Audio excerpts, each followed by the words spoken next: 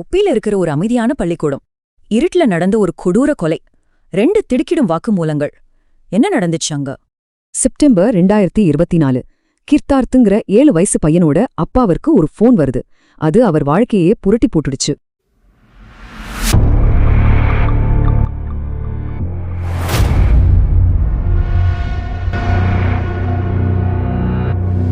வணக்கம். இன்னைக்கு நாம பார்க்க போற விஷயம் நெஞ்ச ஒரே வைக்கிற ஒரு சம்பவம். உத்தரப்பிரதேசத்துல நடந்த ஒரு இருண்ட மர்மத்தை ஆரம்பத்திலிருந்து காலவரிசப்படி நாம ரொம்ப ஆழமா அலச போறோம். சொல்லப்போனா ஒரு சைக்கலாஜிக்கல் த்ரில்லர் படத்துல வர்ற மாதிரி அத்தனை திருப்பங்கள் இந்த கேஸ்ல இருக்கு. வாங்க அந்த நள்ளிரவுல நிஜமாவே என்ன நடந்துச்சுன்னு நம்ம தேடி பார்ப்போம். ஒரு நிமிஷம் யோசிச்சு பாருங்க. ஒரு தந்தை காலையிலே தூங்கி முழிக்கும் போது ஸ்கூல்ல இருந்து இப்படி ஒரு ஃபோன் கால் வருது. எந்த பிரச்சனையும் இல்ல சார், பையனுக்கு கொஞ்சம் உடம்பு சரியில்லை. இது எவ்வளவு பெரிய மழுப்பால்! எந்த ஒரு தெளிவான விளக்கமும் இல்லாம வந்த இந்த கால் அந்த தந்தையை ஒரு பெரிய பதற்றத்துல ஆழ்த்திடுச்சு. அடிச்சு புடிச்சு ஆக்ரால இருக்கிற ஒரு ஆஸ்பத்திரிக்கு ஒரு ஓடி போய் பார்த்தா 2ஆம் வகுப்பு மட்டுமே படிக்கிற தன்னோட சின்னஞ்சிறு பையன் உயிரற்ற நிலையில கிடக்குறான். காய்ச்சல்னு சொன்னதுல ஏதோ ஒரு பெரிய சதி இருக்குங்கிறத அவர் அந்த நொடியை உணர்ந்துட்டாரு. போலீஸ் ஆரம்பகட்ட விசாரணையில கண்டுபிடிச்ச அந்த திகிலூட்டும் சம்பவங்களை இப்ப நாம வரிசையா பார்ப்போம். செப்டம்பர் 22 நள்ளிரவு அந்த டிஎல் பப்ளிக் போர்டிங் ஸ்கூல் ஹாஸ்டலுக்குள்ள சில உருவங்கள் ரகசியமா நுழையுது. ஆழ்ந்து தூங்கிட்டு இருந்த அந்த சின்ன குழந்தை கடத்தப்படுறான். அவனுக்கு வலுக்கட்டாயமா மொட்டை அடிக்கும் போது தூக்கம் கலைஞ்சு பயத்துல அவன் அழ ஆரம்பிக்கிறான். அந்த அழுகுரலை மறைக்கிறதுக்காக, அவனை அமைதியாக்கிறதுக்காக அவங்க செஞ்ச கொடூரம் ஒரு உசிரையே பறிச்சிடுச்சு. இந்த ஒவ்வொரு விஷயமும் எவ்வளவு பக்காவா பிளான் பண்ணி நடந்திருக்குன்னு நீங்களே பாருங்க. ஸ்கூல் நிர்வாகம் ஆரம்பத்துல என்ன சொன்னாங்க? திடீர் காய்ச்சல்னு சொன்னாங்க இல்லையா? ஆனா அந்த போஸ்ட்மார்ட்டம் ரிப்போர்ட் வந்த உடனே அந்த மொத்த பொய்யும் சுக்குநூறா உடைஞ்சு போச்சு. கழுத்து நெரிக்கப்பட்டு மூச்சு திணறடிக்கப்பட்டதுனால தான் மரணம்னு ரொம்ப தெளிவா உறுதியானது. அது மட்டும் இல்லாம கழுத்து எலும்பும் உடைஞ்சிருக்கு. சோ இது கண்டிப்பா ஒரு இயற்கையான மரணம் இல்ல, இது ஒரு திட்டமிடப்பட்ட படுகொலைங்கிறது மெடிக்கலாவும் நிரூபிக்கப்பட்டுருச்சு. இங்கேதான் ஒரு மிகப்பெரிய ட்விஸ்ட். இந்த கொடூரமான குற்றத்துக்காக போலீஸ் முதல்ல யார அரெஸ்ட் பண்ணாங்கன்னு தெரியுமா? எந்த வெளியாட்களையும் இல்ல, அந்த மாணவர்களை பத்திரமா பாத்துக்க வேண்டிய அதே பள்ளி நிர்வாகத்தை சேர்ந்தவங்களை தான். பள்ளியோட உரிமையாளர், டைரக்டர், பிரின்சிபல், அப்புறம் 2 டீச்சர்ஸ். வேலிய பயிர மேந்த கொடுமைன்னு சொல்லுவாங்களே, அது இதுதான். பெற்றோர்கள் யாரை நம்பி குழந்தைங்களை விட்டாங்களோ அவங்களே இந்த கொடூரத்தை செஞ்சிருக்காங்க.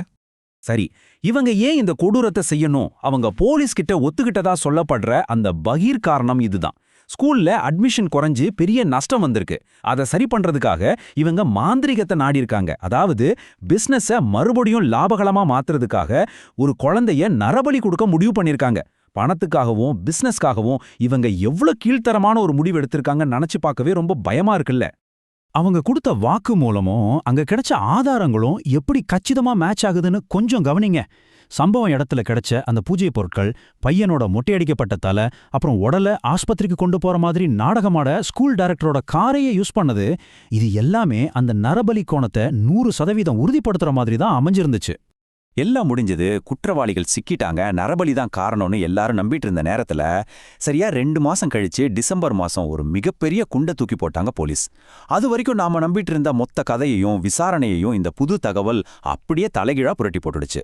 13. ஆமாங்க, வெறும் 13 வயசு. போலீஸ் ரகசியமா அரெஸ்ட் பண்ண அந்த புது நபர் வேற எந்த மாந்திரிகவாதியோ இல்ல கிரிமினலோ கிடையாது. அதே ஸ்கூல்ல படிக்கிற வெறும் 13 வயசான ஒரு சக மாணவன். இந்த ஒரு விஷயம் ஒட்டுமொத்த வழக்கையும் இன்னொரு கோணத்துக்கு அப்படியே நகர்த்திடுச்சு.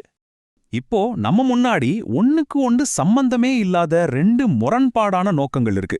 ஒரு பக்கம் பணத்துக்காகவும் ஸ்கூலை காப்பாத்துறதுக்காகவும் நாங்க நரபலி கொடுத்தோன்னு சொல்ற பள்ளி நிர்வாகம். இன்னொரு பக்கம் ஹாஸ்டல் வாழ்க்கையை வெறுத்து ஒரு கொலைய செஞ்சா ஸ்கூலை நிரந்தரமா மூடிடுவாங்கன்னு நினைச்சு கொலை செஞ்சதா சொல்லப்படுற ஒரு 13 வயசு பையன். இதுல எந்த கதை நிஜமாவே லாஜிக்கா இருக்குன்னு நாம கொஞ்சம் யோசிக்க வேண்டியிருக்கு.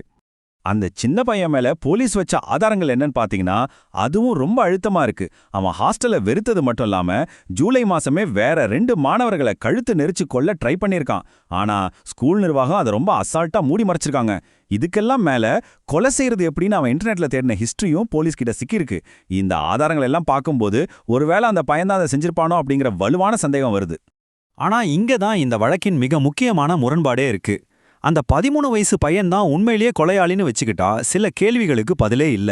பையன் தனியா தான் செஞ்சான் அப்படின்னா அங்க அந்த பூஜை பொருட்கள் எப்படி வந்துச்சு? எந்த ஒரு பிரஷரும் இல்லாம 5 படிச்ச பெரியவங்க நாங்க தான் நரபலி கொடுத்தோன்னு ஏன் பொய் வாக்கு மூலம் கொடுக்கணும்? ஏன் டைரக்டரோட காரை யூஸ் பண்ணி உடலை மறைக்க ட்ரை பண்ணணும்? இந்த கேள்விகள் எதுவுமே அந்த பையனோட கதையோட கொஞ்சம் கூட ஒத்து போகலையே. சோ இந்த ஆழமான அலசலோட முடிவுல நாம ஒரு மிகப்பெரிய கேள்விக்கு வந்து நிக்கிறோம். இந்த 2 கதைகள்ல உண்மையான கொலையாளி யார்? தப்பிக்க நினைச்ச பெரியவங்களால இந்த 13 வயசு பையன் பலிகடா ஆக்கப்பட்டானா, இல்ல பையன் செஞ்ச கொலைய நிர்வாகம் தாங்களே செஞ்சதா முதல்ல ஏன் மாத்தி ஒத்துக்கிட்டாங்க? இதுல உண்மையை வெளியே கொண்டு வர ஒரு சிறப்பு விசாரணை குழு அமைக்கப்படணும்னு கிருத்தார்த்தோட குடும்பத்தினர் இன்னமும் போராடிட்டு இருக்காங்க. இந்த மாபெரும் கேள்விக்கான விட இன்னும் மர்மமா தான் இருக்கு. உங்க லாஜிக் என்ன சொல்லுது? இத பத்தி நீங்க என்ன நினைக்கிறீங்க? கண்டிப்பா யோசிச்சு பாருங்க. மீண்டும் இன்னொரு இன்ட்ரெஸ்டிங்கான அலசல்ல நாம சந்திப்போம்.